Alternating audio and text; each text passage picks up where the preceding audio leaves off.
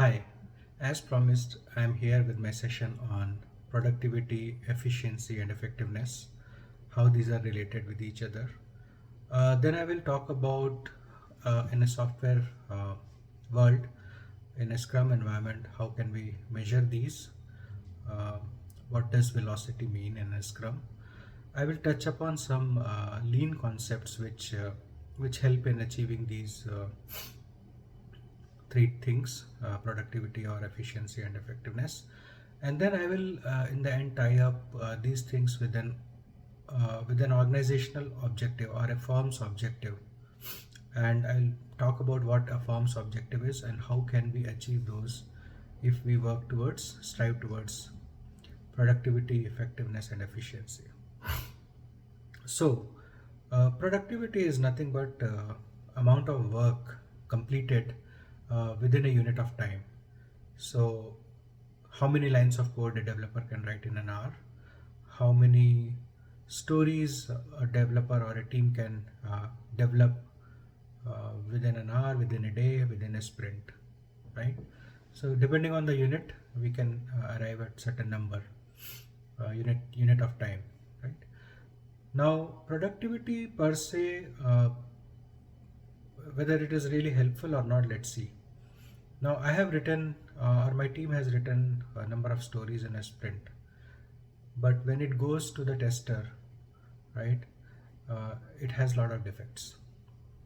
So, although I can say that, okay, yeah, I mean, I achieved good productivity, but I was probably not effective, right? So, if I am not effective, overall, my efficiency is low. That means when I delivered the work, it comes back to me for rework. So productivity per itself is not something that we should really look forward to. It should be overall efficiency. Productivity coupled with effectiveness, right? The work done without error, which translates to efficiency. How many uh, stories delivered which came without any rework, right? So that's what we need to look at. Now let's see how to calculate the velocity. So if we just say developer completed the story, that's one way of taking the velocity. So many stories got completed by the developer.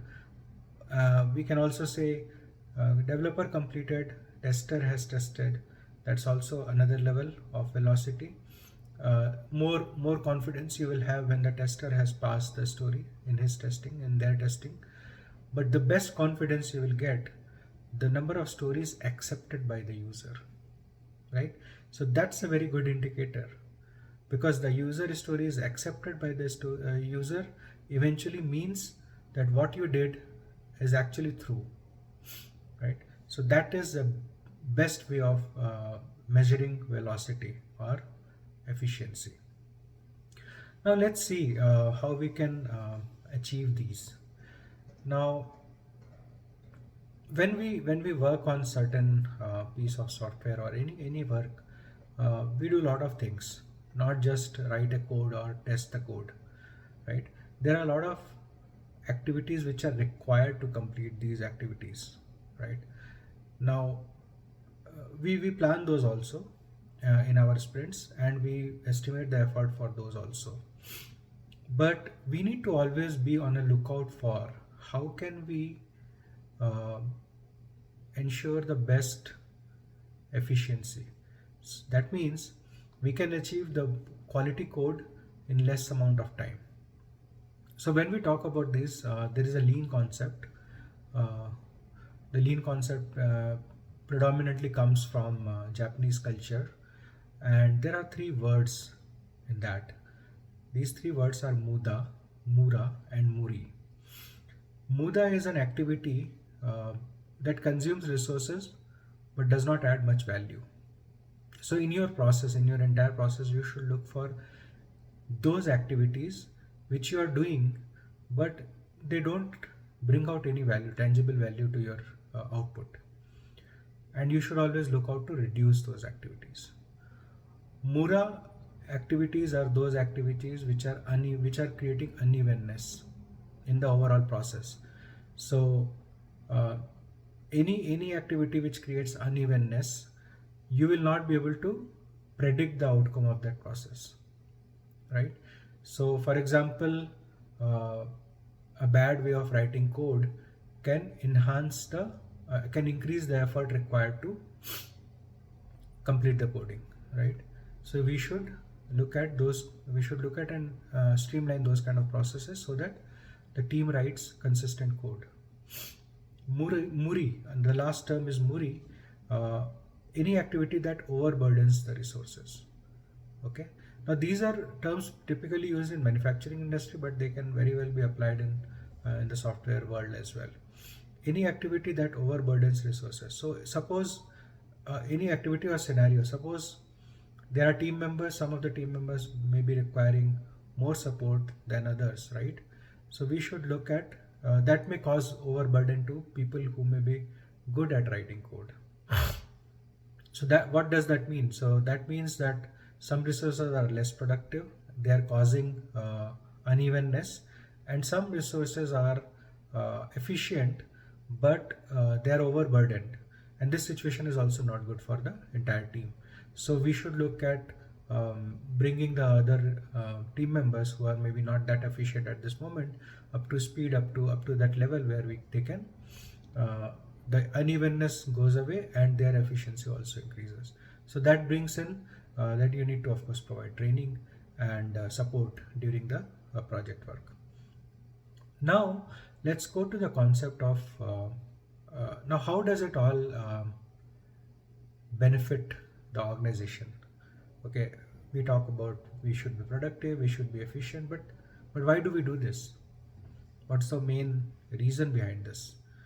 So any business, any firm is formed for one and only one reason, and that is to make money.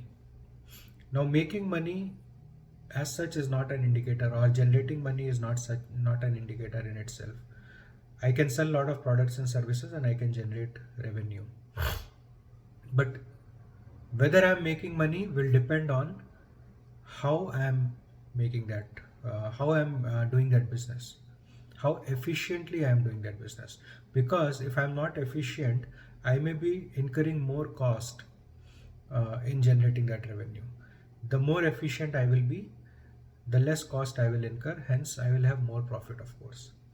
So if we are effective or if we are efficient in our business operations, in this case it is delivery operations, software delivery operations, writing the code and delivering the user story to the customer. If we are efficient, it helps us earn more money, and it helps the customer also gain more value from the application that is being developed. So what we understand is that we can achieve the cost reduction by achieving efficiency and by reducing waste, right?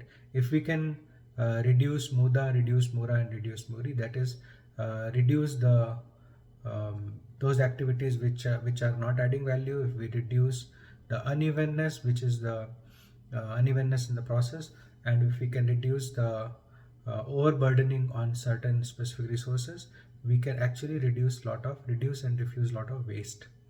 We will not create waste, and hence we will achieve lesser cost in our delivery operations. So this was a very important topic in my mind, which I thought I should share with you all, and I hope you liked the video. Thank you.